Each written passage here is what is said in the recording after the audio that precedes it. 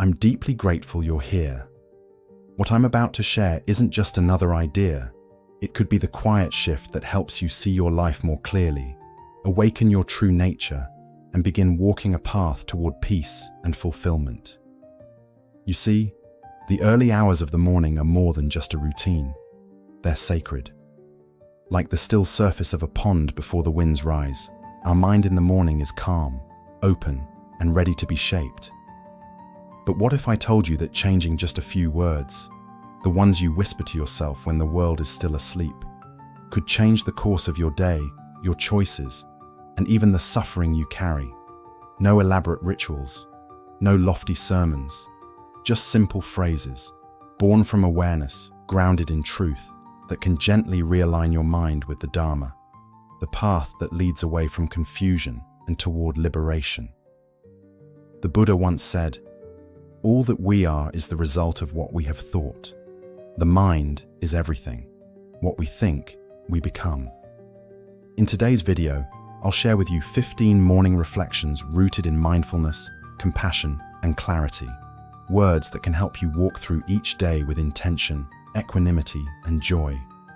Watch until the end. Don't skip any. And in the comments, write this intention: I choose to live with awareness.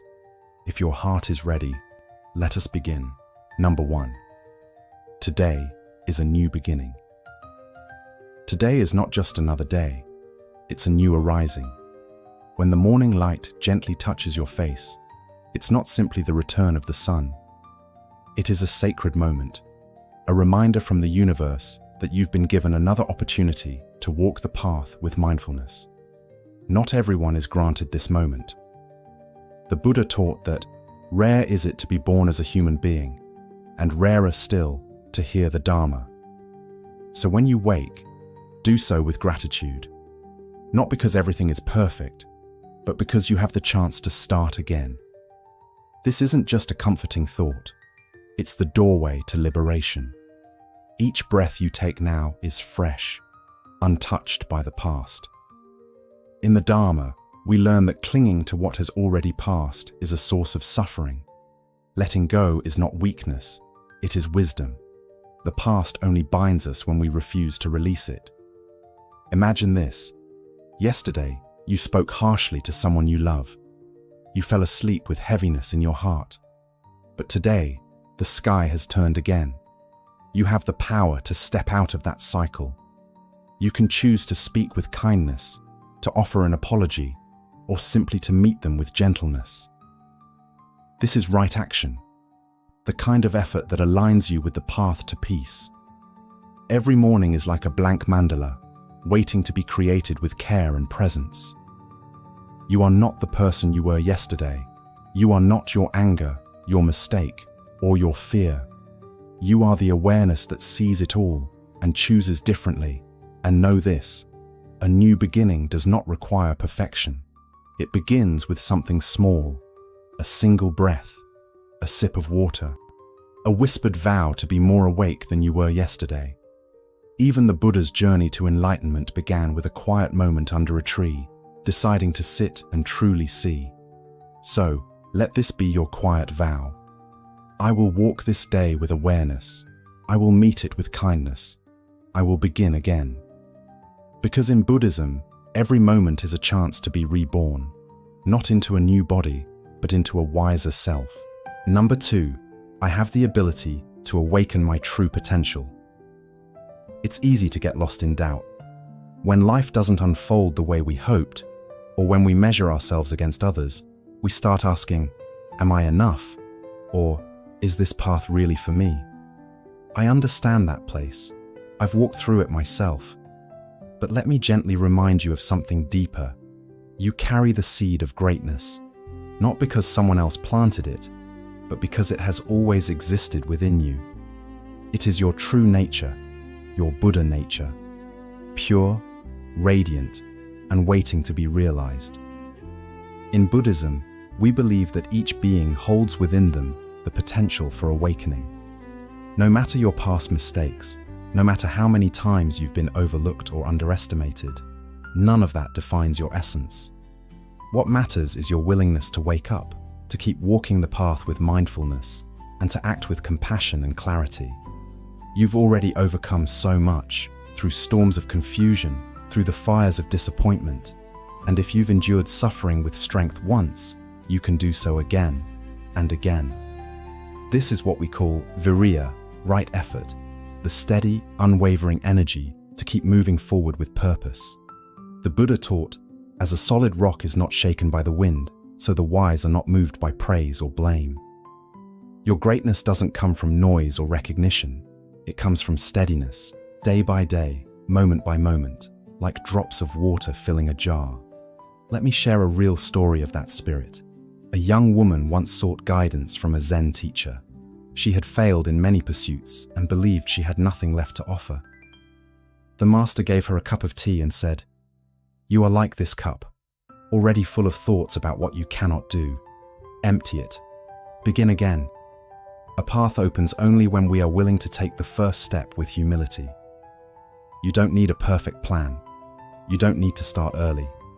You only need to start with right intention, samma sankappa, with courage and with faith in your path. So tomorrow morning, as you wash your face and see your reflection, pause, look into your own eyes and whisper, "Within me lies the potential to awaken. I am ready to walk this path with courage and kindness." And once that belief is alive, the next step becomes simple. Practice. Action guided by awareness. This is how we turn inner potential into awakened life. Stay with me, because what comes next will help you turn that intention into daily practice. Number 3, today I will practice right action. I know that feeling, that quiet temptation to delay, to wait until everything aligns perfectly, until you're more confident, less anxious, more prepared. But the truth is, that perfect moment you're waiting for, it doesn't exist. It's a mirage, a subtle illusion created by the restless mind, tanha, pulling you further from the present moment where your power truly lives. In the Dharma, the only reality is now, this very breath, this very choice. When we cling to the idea of a better time, we let the present slip through our fingers like sand. But when we act with mindfulness, even a single step becomes a doorway to transformation. The Buddha taught, "An idea that is developed and put into action is more important than an idea that exists only as an idea." Wisdom without practice is like a lamp that is never lit. And your life, your purpose, your freedom, it all begins with action. Not grand, flashy action, but gentle, honest effort. What the Noble Eightfold Path calls right action, sammakamanta. That means acting from intention, from compassion, from awareness, not from fear or delay. Consider this. The Bodhisattva never waits until all conditions are perfect before choosing to help others. They act with what they have, from where they are, even if the path ahead is uncertain. They know that every moment is an opportunity to water the seeds of awakening, not someday, but today. And think of this simple story from the Zen tradition. A student once asked the master, "When is the best time to begin the journey?" The master replied, "Before you are ready." That is the heart of the teaching. You don't need certainty. You need willingness. You don't need a flawless plan to begin walking your path. Just one mindful step, again and again. And that's how we shift our lives, not with instant success, but with quiet persistence, like a river carving through stone. So each morning, before the day pulls you in every direction, return to this truth. Today, I will act with intention. I will not wait for perfect conditions. Every mindful step I take today is part of my journey toward awakening. Let this be your vow, not to rush, not to force, but to walk with courage and clarity, one breath, one step at a time. Number 4, I am present, mindful, and at peace with whatever arises. This morning, you open your eyes and feel the weight of the day ahead. A long to-do list, a conversation you've been avoiding, an uncertain outcome looming in the background. Your chest tightens. a quiet question arises. Can I really carry all this? In that moment, don't rush, don't resist, just breathe. Sit for a moment in stillness and gently remind yourself, I am present. I meet this day with awareness and peace. The Buddha never promised a life without challenges. What he offered was a path to meet each moment with clarity and compassion. Some days feel effortless, like wind at your back. Others are tangled with delays, frustrations, and inner storms. But in every moment, pleasant or painful, you carry something far more powerful than control: mindful presence. You don't need to grasp for certainty or push discomfort away. Buddhism teaches that suffering arises not from events themselves, but from our craving for things to be different. Today's affirmation isn't about forcing strength. It's about remembering the strength that comes from letting go. As the Dhammapada says, all that we are is the result of what we have thought. The mind is everything. What we think, we become. So, when uncertainty appears or anxiety whispers, pause. Ground yourself in the present. You don't need to resolve everything at once. Just meet this moment fully, without fear, without fleeing. That's the essence of equanimity, upekkha, a calm mind in the midst of life's waves. You've faced difficult days before. You met them not by force, but by presence, by not turning away. And that same inner refuge is with you now. Not because you control the world, but because you no longer need to. You have mindfulness, you have compassion, you have peace. These are your companions on this path. Confidence is not shouting. It's the quiet truth that says, no matter what arises, I will meet it with clarity. And today, your first mindful step begins with the breath and the knowing. I am aware, I am grounded, I am enough. If you've ever faced a day where chaos knocked, but you responded with calm, share your story in the comments. I returned to myself. Because maybe your moment of peace is exactly what someone else needs to remember today. Number 5.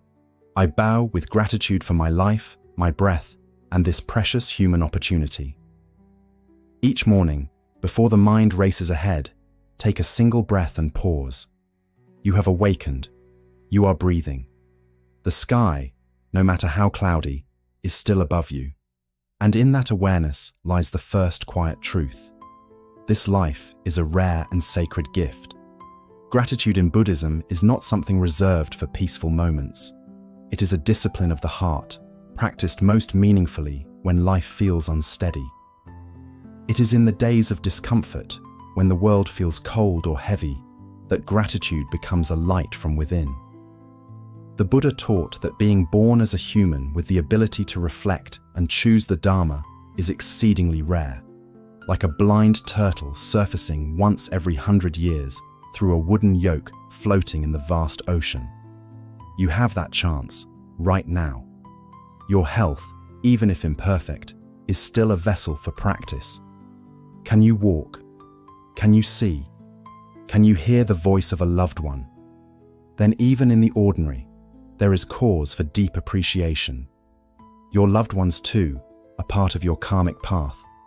Their care, their presence, even their absence, are mirrors in which you grow. Not all beings have someone to turn to when suffering comes, and opportunity, no matter how modest, is a blessing many no longer receive. The very fact that you can still choose your next thought, your next act of kindness, is a door to awakening. Buddhist monks often reflect on impermanence at dawn. Many have not woken today, but I have. Thus, I must use this life wisely. There's a Zen story of a man fleeing from a tiger. He clings to a vine over a cliff, with danger above and death below. In that moment, he sees a single wild strawberry growing beside him. He plucks it, tastes it, and says, "How sweet it is." That is the spirit of true gratitude, present, awakened, and rooted in what is, not what is missing.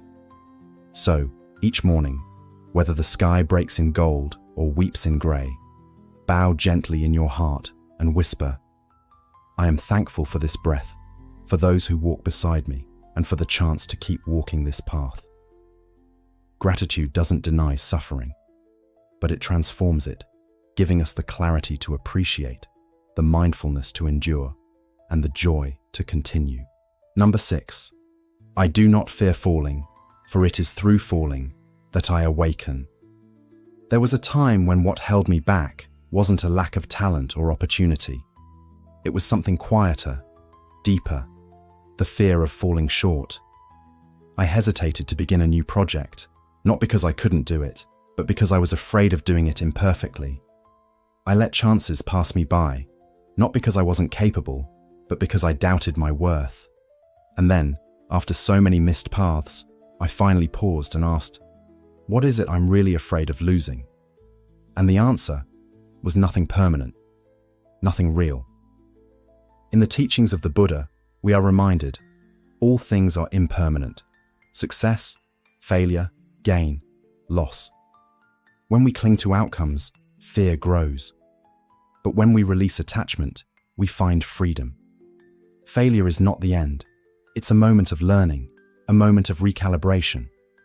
Like a wave that recedes before it surges again, falling is part of the rhythm of growth. We live in a world that trains us to fear mistakes.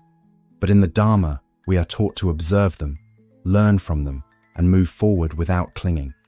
Even the Buddha himself faced countless doubts, temptations, and inner struggles before his awakening beneath the Bodhi tree. So why fear the stumble? Why dread the moment we fall? My first painful lesson came when a heartfelt effort collapsed. A project I poured everything into vanished. Yet, in that silence, in that collapse, came insights no success had ever shown me. The patience to endure, the humility to listen, the wisdom to begin again. The Buddha said, "To fall and rise again is the mark of the practitioner." We are not here to be perfect. We are here to wake up. There is no divine punishment in failure, only the karmic unfolding of our actions, and the chance to respond with awareness. What seems like a setback may be a gate, redirecting you to a path more aligned with who you are meant to become. The spiritual path does not promise certainty, it promises transformation. And often, it is through our missteps that we learn to walk with mindfulness and intention. So now, I no longer fear falling. I welcome it as part of the unfolding. Each misstep is a bell of awareness. Each failure is a teacher in disguise. Every morning, I remind myself, I walk the path, not in fear of falling, but in trust that even the fall is part of the journey toward awakening. And perhaps you can whisper the same today. I release the fear of failure, because nothing real can be lost, and every step brings me closer to freedom. 7. I will face today with a positive attitude. Number 7. Today, I choose to walk with a peaceful mind and an open heart. In ancient times, a Zen master was falsely accused and imprisoned. Day after day, inside a cold and silent cell, he sat with nothing but his breath and the walls around him. And yet, when asked how he endured the injustice, he simply replied, "No one can imprison the mind that is free." He didn't deny the pain of confinement. He didn't pretend it didn't hurt, but he chose not to let his circumstances dictate the state of his heart. You may not be sitting behind iron bars, but in today's world, we all experience our own invisible prisons. The weight of expectations, the stress of uncertainty, the noise of endless opinions and bad news. In those moments, your state of mind becomes your true refuge or your true suffering. Each morning, we are offered a choice: to meet the world with bitterness and resistance, or with mindfulness, compassion, and peace. This choice is the beginning of freedom. In Buddhism, the principle of right intention teaches us to act and think with clarity, goodwill, and non-harming. That means, no matter what the day brings, we can choose to respond, not from fear or anger, but from wisdom and love. A peaceful attitude doesn't mean we ignore suffering. It means we see it clearly and choose not to multiply it through aversion and despair. You might not control what arises today, a harsh word, a sudden setback, an unwelcome surprise, but you can always decide how you show up to it. Choosing a calm, kind mindset is not weakness, it's strength. It's the strength to keep your heart open when the world feels closed. It's the courage to breathe deeply when the winds of life blow hard. And what's beautiful is this: when you practice this inner peace, others feel it too. Your serenity becomes a mirror for others to reflect on their own suffering. Your stillness becomes a light in someone else's storm. So this morning, before the noise of the world reaches your ears, take one breath and remind yourself, today, I will walk with awareness. I will meet the day, not with resistance, but with presence and peace. And I want to pause for a moment to thank you for being here, really being here. It means you are choosing to walk the inner path, to rebuild your life from the inside out, to become a source of steadiness, not only for yourself, but for those who need it. Thank you for staying with me this far. What comes next will take us even deeper into the heart of this practice. Let's keep walking. Number 8, I will offer myself loving kindness today. This morning, as the sun rises once more, let this be your first vow. Today, I will offer myself loving kindness. We often speak of kindness as something we give to others, a smile, a gentle word, a helping hand. But rarely do we extend the same warmth inward toward the person who needs it most, ourselves. In Buddhism, we call this metta, unconditional loving kindness. It is a boundless, heartfelt wish for all beings to be happy, safe, and at peace. And that wish must begin within. To treat yourself with metta means to release the sharp edges of self-judgment, to see your mistakes not as evidence of failure, but as part of your unfolding path toward awakening. Yet how often do we do the opposite? One forgotten task, one misstep, and we let loose a storm of criticism. I should have known better. I'm not good enough. Words we'd never say to a friend. We whisper cruelly to ourselves. But here's the truth. No being blossoms under harshness. Growth requires warmth. And your inner journey requires tenderness, not punishment. The Buddha taught, you, yourself, as much as anybody in the entire universe, deserve your love and affection. Not because you are perfect, but because you are human, learning, and worthy. So when you fall short of your intentions, maybe you skipped your morning meditation or lost your temper, don't respond with shame. Respond with mindfulness. This too is part of the path. I see it, I accept it, and I begin again. Even small acts of self-kindness are powerful. Pausing for rest when you're weary, saying no when your heart is overwhelmed, sitting in silence when your spirit needs peace. These are not signs of weakness. They are sacred acts of remembering that you are worthy of care, just as you are. So let this be your morning truth. I will treat myself with kindness because I am a living being walking the path of awakening. I am not perfect, but I am present. I am learning, and I am enough. You deserve your own compassion, not just at your best, but especially in your most fragile human moments. Number 9, I am the guardian of my own joy. I am the guardian of my own joy. Many of us grow up believing that happiness is something to be found outside ourselves, through success, possessions, relationships, or some future event that will finally make us complete. But as the years pass, we may acquire some of these things, only to find that true happiness slips through our fingers like water. It never stays for long. Why is this? Because we have entrusted our peace to conditions beyond our control. In Buddhism, we learn that lasting happiness, sukha, arises not from external things, but from how we cultivate our mind and heart. The Buddha taught that suffering comes from craving and attachment, and freedom from suffering comes from releasing these clinging tendencies. In other words, joy is not something to chase or grasp. It is something to nurture within through mindful presence and wisdom. We cannot always change what happens around us, but we can choose how we respond. Our mind is the source of all experience. Consider the story of a woman who faced great hardships, loss, loneliness, uncertainty, but instead of surrendering, she turned inward.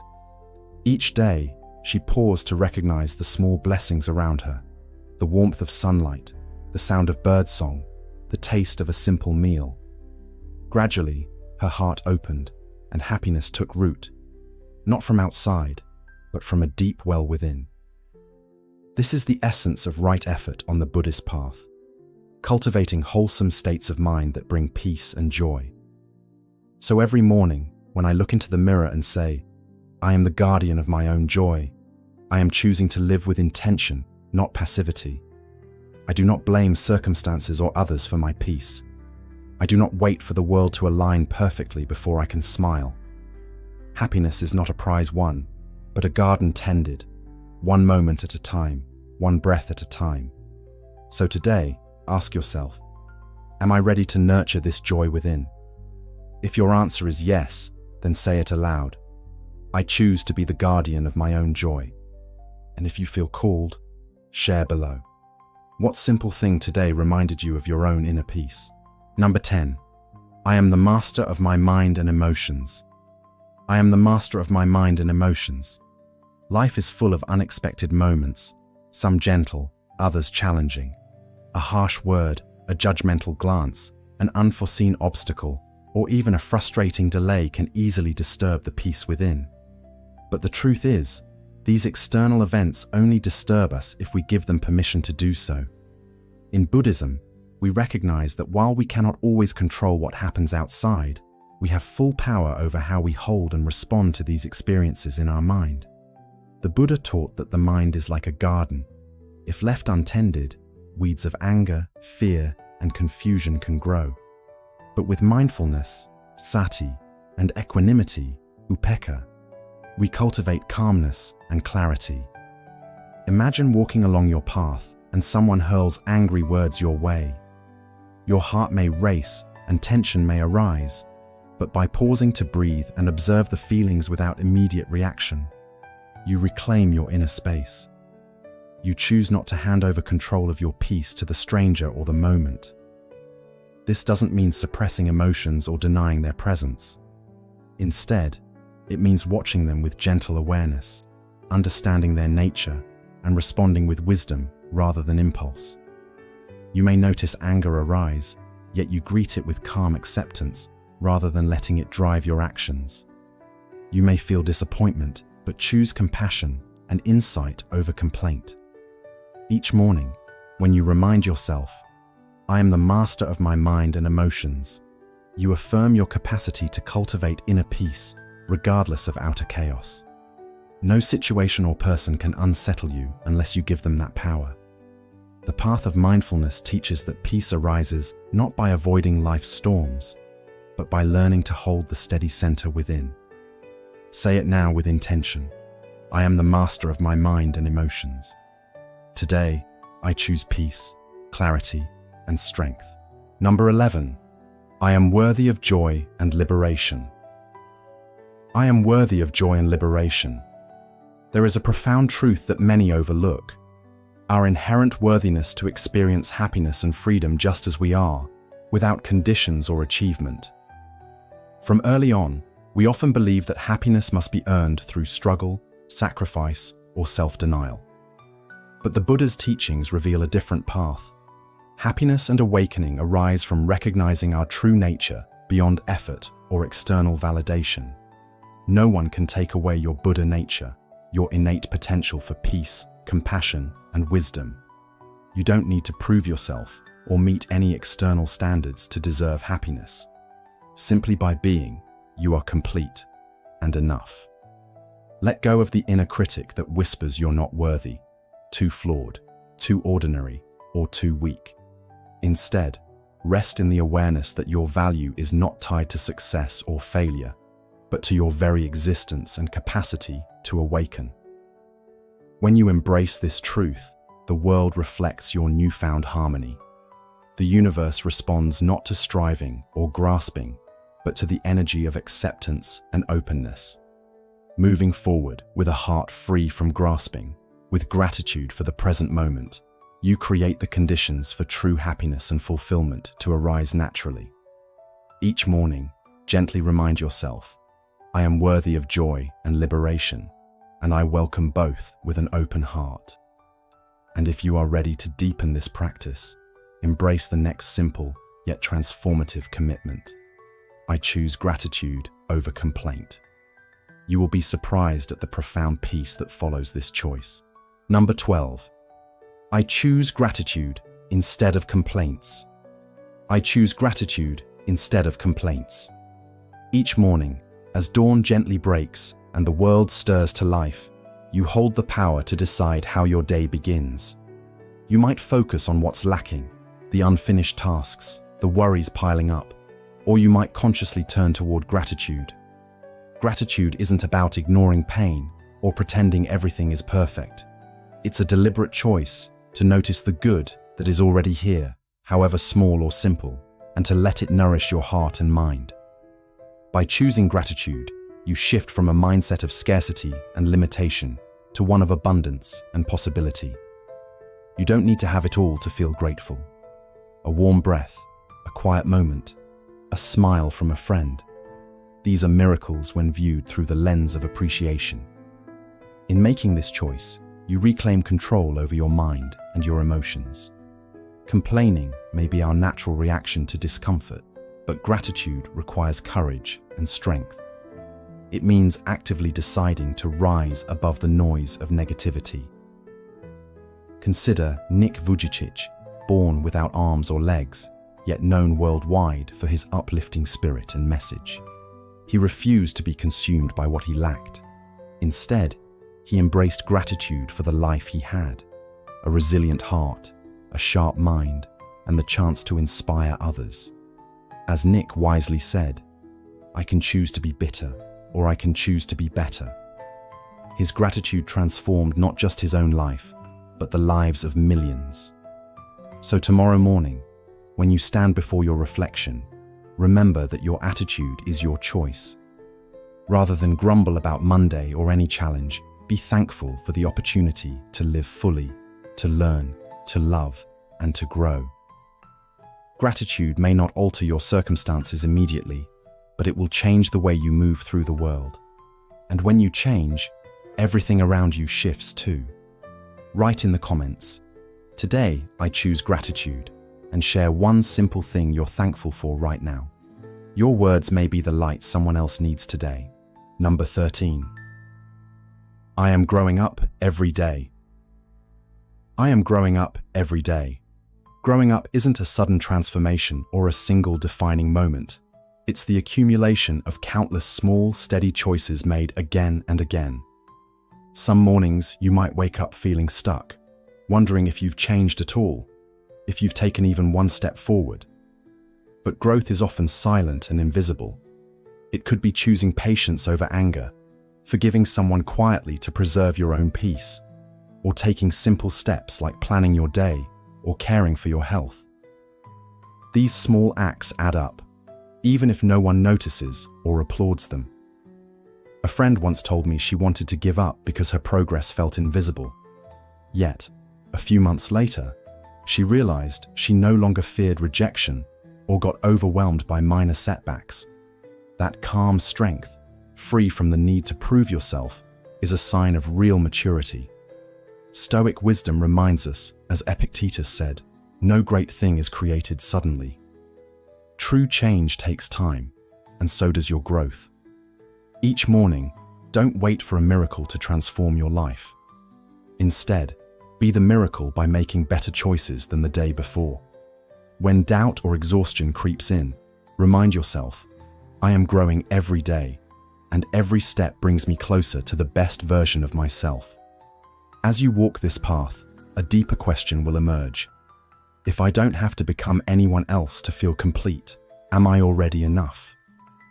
We'll explore this freeing truth together in the final part of this journey. Number 14. I am complete myself. I am complete myself. In a world that constantly tells you to be more, more skilled, more attractive, more successful. It's easy to forget one profound truth. You are enough. Not someday, not after reaching some milestone, but right now, exactly as you are. You are whole. I know there are mornings when you wake up feeling inadequate, scrolling through social media and comparing yourself to others who seem to have it all figured out. But what you don't see are their hidden struggles, their wounds, and the silent burdens they carry. Your journey isn't a competition, it's unique, and your worth isn't determined by others' approval or recognition. It's rooted in your courage to be authentic and true to yourself. I once talked to a friend who was a painter. She doubted her talent because her work didn't sell like others, and was ready to quit. But after reconnecting with why she painted, not to prove anything but to express her soul, she began to create from a place of love instead of fear. That's when her art started to resonate deeply with others. She didn't change to fit expectations. She grew stronger by embracing that she was already enough. So every morning, when you face the mirror, don't just seek flaws. Look deeply into your eyes and say, I am already whole.